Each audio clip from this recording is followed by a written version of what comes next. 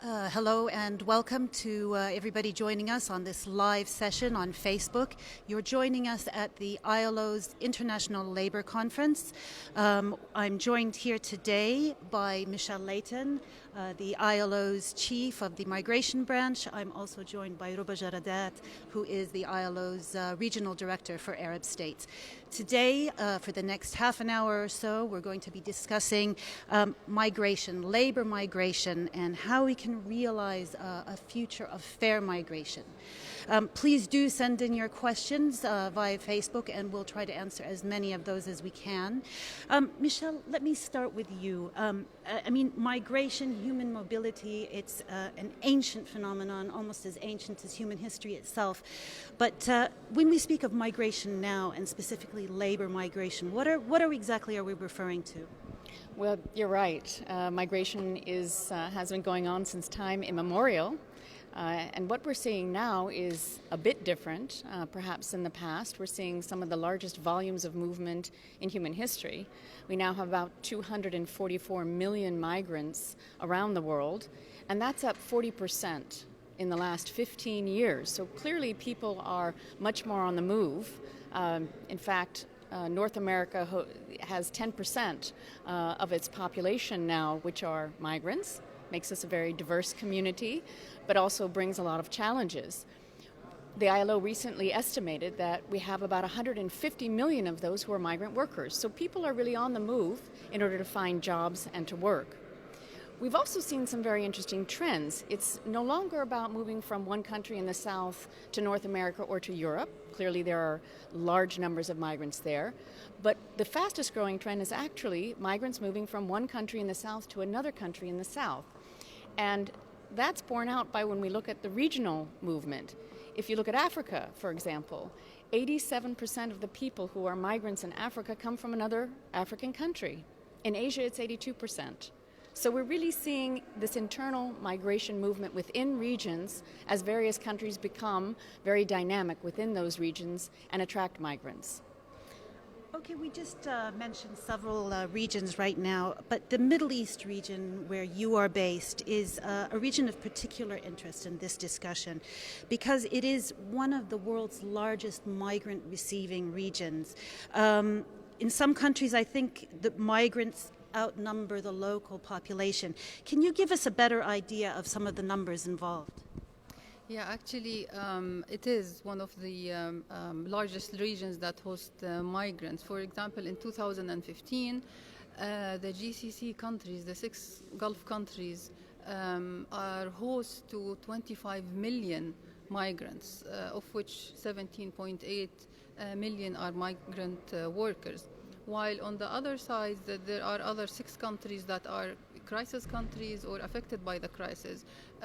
Lebanon and Jordan, they host 5 million migrants and refugees, mainly Syrian refugees. Those are big numbers, and also in terms of percentage of population, we have the United Arab Emirates and Qatar. The percentage of migrants to population is 80%. And the rest of the Gulf countries are almost 50%. So we're talking about, big percentages, high percentages here. And they also remitted the migrants in these countries, in the Gulf countries. In 2015, they remitted 103 billion. Saudi Arabia is the second internationally in terms of remittances after the United States, and the United Arab Emirates is the third globally. So there are big number of migrants, and I believe it is the responsibility of the ILO to remain engaged in these countries to make sure that good working conditions and labor standards are applied. Okay, you're saying it's the responsibility of the ILO. So, Michelle, let me ask you how the ILO does work on improving labor migration.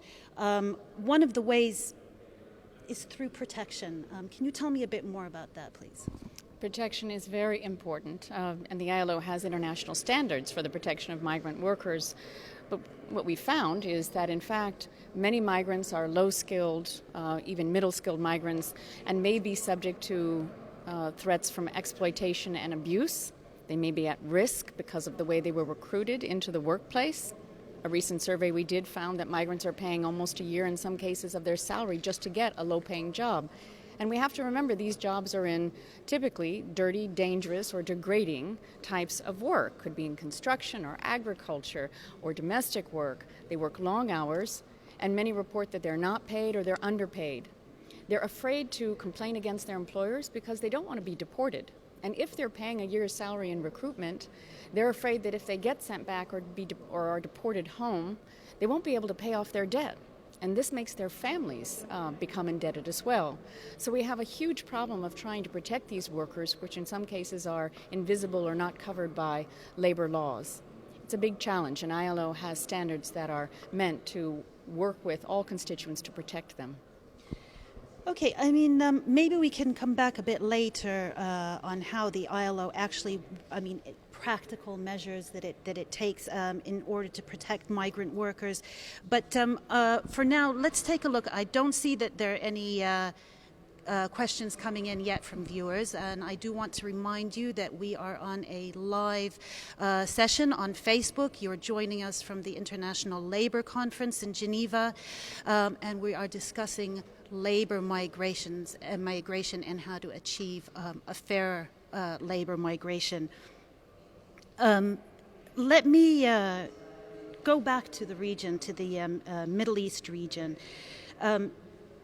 We touched quickly upon the fact that there are migrant laborers, as well as refugees, and these two groups, along with nationals, are all competing in the same labor market in some countries that have hosted large numbers of refugees and that also have large numbers of migrants. What is the effect of this on the labor market, say, in Lebanon or in Jordan, where they have large numbers of refugees? Actually, this has been the debate of the international donors and especially in the London conference. There has been a lot of pressure on the host countries, and also comparing the number of refugees in both countries to the total population. It's like 20 and 25% in Jordan and in Lebanon. It's a big strain on infrastructure. It's a big pressure on education system, on the health system.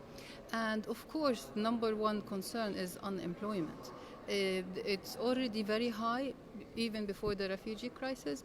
In Jordan, it was 14%. In Lebanon, it's 20% unemployment rate. And with the influx of refugees, the percentages went higher. And it is the response of the ILO has been focused on providing livelihoods and employment opportunities, not only for refugees but also for host communities who are very much affected by the refugee crisis. I can just say that recently I was in Turkey and visited a refugee camp where ILO is providing assistance. And what Ruba mentions is very important. They are really seeking to try and integrate themselves into the labor market so that they're not just in camps or around doing nothing. There are a lot of young people, for example, who really want to get out and work. So we're helping them with vocational training programs, language training, to help them better access the labor market. But it does continue to be a big challenge. And if you allow me, Salwa, just to add that the current situation in both countries, or the host countries, create a lot of challenges for the ILO in terms of child labor. And not only, really, it creates worst forms of child labor that we have to, we are responsible to address. It also includes a lot of indecent work, a lot of refugees who work in the informal market. So we have to make sure that the jobs that are created are decent, moving people from the informal market and addressing child labor. If I can fill in a bit too on that in terms of the work we're doing, it's extremely important to start addressing the labor market challenges, not just because of child labor, but we're seeing a lot of onward movement from these countries to Europe. One of the refugee women I met, it was very sad to hear that her son, even though he was in a good condition in the refugee camp they were, really felt that he had no opportunity unless he paid smugglers to take the boat across the Mediterranean and struggle to get to Germany. He was in the water apparently for 3 hours and had to be rescued, was terrified, finally made it to Germany and living in precarious conditions. There are so many who are taking that risk. So access to the labor market really is central to so much, including the dignity of workers. Okay, I was just actually going to ask you about that, how central the labor market is to addressing the refugee crisis. And I'd like to now move back also to you, Ruba. We've discussed a bit about the low-skilled migrants that are in the region where you're based. Can you tell me a bit more? Do you think that you can say that the low-skilled migrants in the region, can you say they have decent work at the moment, or how would you phrase it? We have to admit that there is decent work deficits in the region. And there are a lot of issues that we need to pay a lot of attention to. Mainly the things, for example, related to recruitment fees. Where the low-skilled, this applies to low-skilled migrant workers, they have to pay a huge recruitment fee that lead them into debt bondage. Also, there are some of the labor laws that do not apply to certain sectors, like domestic workers. Also, the enforcement of laws, the labor inspection, for example. It's many of the labor inspectors in these countries, they inspect only in terms of legal status of the migrant workers, but they don't very much care about the working conditions. And their access to justice also is an issue, and dispute resolution. So there are a good number of issues or deficits that we need to pay attention to. Okay, I'm going to revisit this in just a few moments, but we have a few questions, or a couple of questions that have come in so far via Facebook. And before we take them, I just want to use this opportunity to remind you that we are at the International Labour Conference, the ILO's yearly 2-week conference, on this Facebook live session with Michelle Leighton and with Ruba Jaradat. So we're going to have to go back to the issue that we just discussed a few moments ago, because we have a question from Altilio in Italy, and he says that the situation in Italy is very complicated because there's not much work for anyone. How can you help migrants, refugees, and locals who need more jobs? Well, there's a number of programs that ILO has developed in working with countries to develop job creation opportunities, but also to help build the skills of migrants and refugees, and to help create enterprises. In a survey we did in Turkey, for example, 60% of the businesses said with a little help they could hire more refugees. They could expand their business. We need to give that help to enterprises as well as to workers to help them ensure that they can be ready for the labor market. I won't speak to Italy specifically in terms of the job matching being done there, although we have, our office is working with the government and with constituents on a number of issues. But more generally, this is very important because we have a number of areas in which we could do a better job. Looking, for example, at what the skills and job shortages are means really doing a survey of enterprises to find out where their needs are. We find many do have labor shortages, but they're not being filled by the right skills. We also need to look at the kind of vocational training we can provide to nationals as well as to refugees and migrants. We can look at job creation through small-scale infrastructure. water, sanitation, health facilities. In refugee-affected countries, these development fixes really are important for the long-term development and economic growth of the country, as well as to helping refugees and migrants and nationals not have to compete for jobs. So there's a number of alternatives we're working with that help to focus on the public employment services, help to focus with data and expertise that build the strength of enterprises and the skills of migrant workers. Okay, and staying on the same subject, it seems to be a subject of interest to our viewers. We're going back now to Syria, specifically Syrian refugees in your region. Could you tell us, we have a question here from Sasha, how is the ILO involved in the response to the Syrian refugee crisis? If you could just go into a bit more detail, how we're involved with the refugees themselves as well as with the host community. Okay, well, the ILO has developed a strategy to respond to crisis, and we are working within the framework of the United Nations. For Jordan, for example, the government we work with the government actually and the UN to draft a Jordan Compact, which is a response to the crisis. For Lebanon, also as part of the United Nations, it's also a response plan that we are helping. We are mainly focusing on providing livelihoods and employment, decent jobs, making sure that even other agencies who provide also create jobs are decent jobs. We have embarked on one is planned for Lebanon and another project that is starting in a couple of weeks in Jordan, employment intensive infrastructure projects where we create jobs for both host communities and refugees. But again, I believe that international community has to deliver on its commitments, and they have to support the host countries in addressing the crisis and strengthening their resilience and providing aid and inward investments also that would help create jobs for both.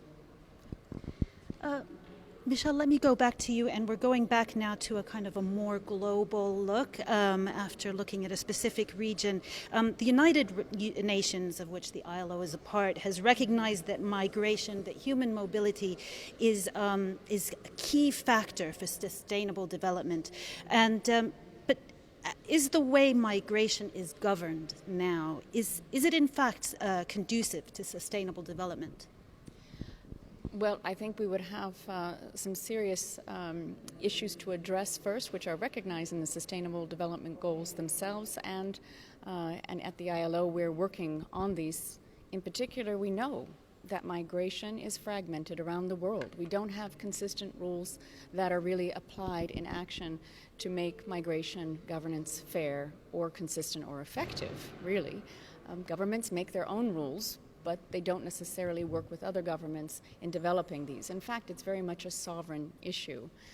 Unfortunately, when you don't cooperate across regions or corridors, you have situations where recruiters are not regulated. They're charging migrants outrageous fees, or they're smuggling or engaging in trafficking and child labor on one spectrum, and just fraud and abuse on the other.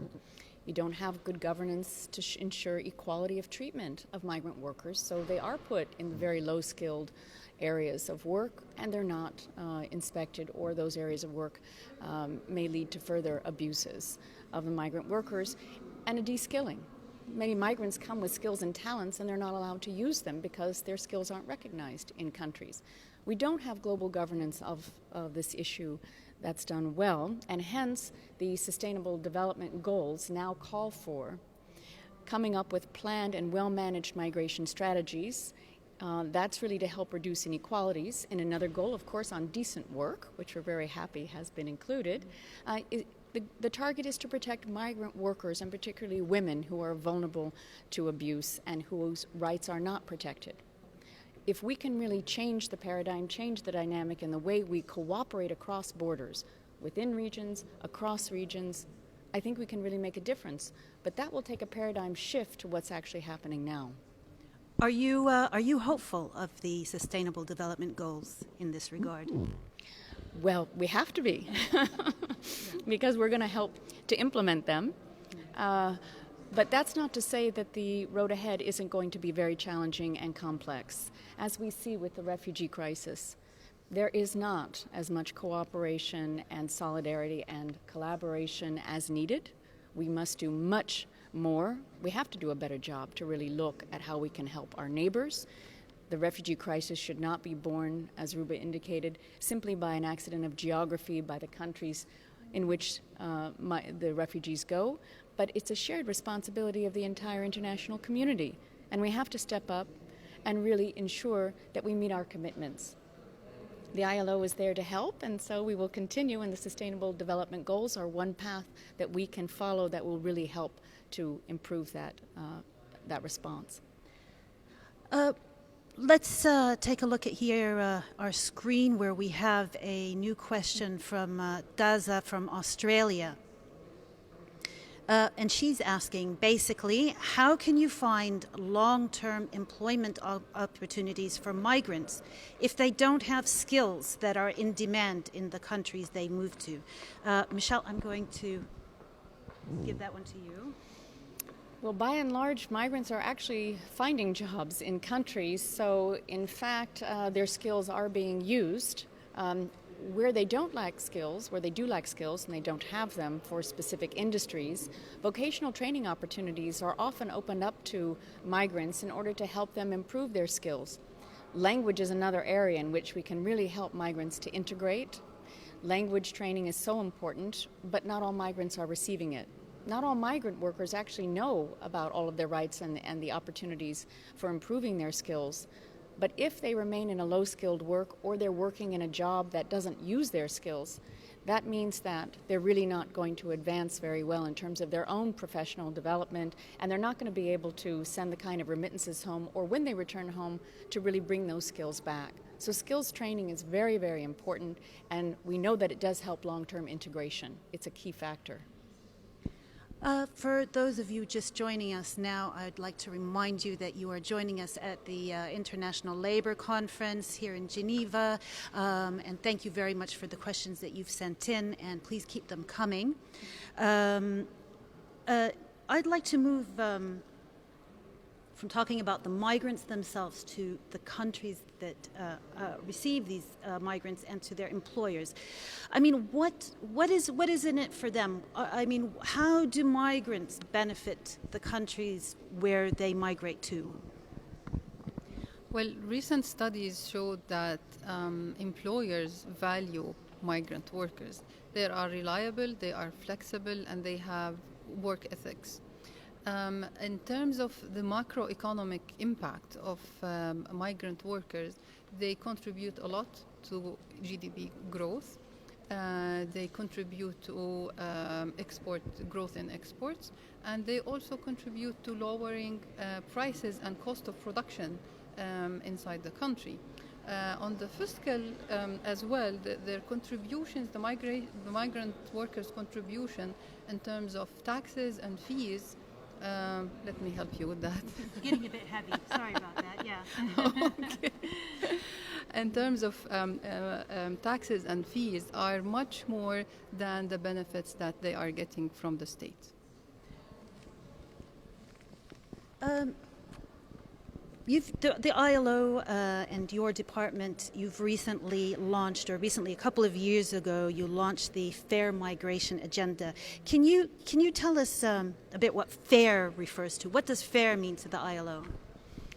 Well, I can speak for the Fair Migration Agenda, which indeed the Director General called on the international community to really set an agenda for fair migration. That means that first, we have to balance labor market needs with ensuring the protection of migrant workers. So while we may have indeed great labor shortages, we want to be sure that as we use migrant labor to meet those shortages, those migrant workers are protected and are treated with equality. And that means equality in wages and working conditions.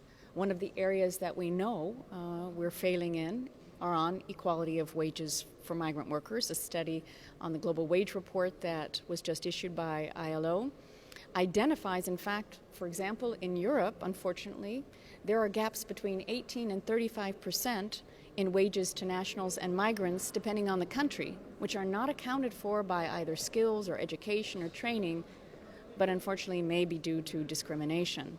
And we have a real problem with discrimination and xenophobia, and we have to fight to combat that. So fair migration policies really would address the labor market and economic growth strategies together with protection of migrant workers. And one way to do that is by ensuring that our employment policies are coherent and linked to migration policies. So often, I'd say too often, migration policies are done by ministries of foreign affairs or interior and not necessarily with links up to the labor ministries. And we would like to see the labor ministries, employers and workers organizations, who are really the members of the world of work, to participate in developing those policies in a fair way. We also need better data. We need better assessment of the kind of labor market shortages there are, but also how we can help migrant workers to achieve their goals, and to help employers in business as well as nationals so that there isn't the competition that we hear of.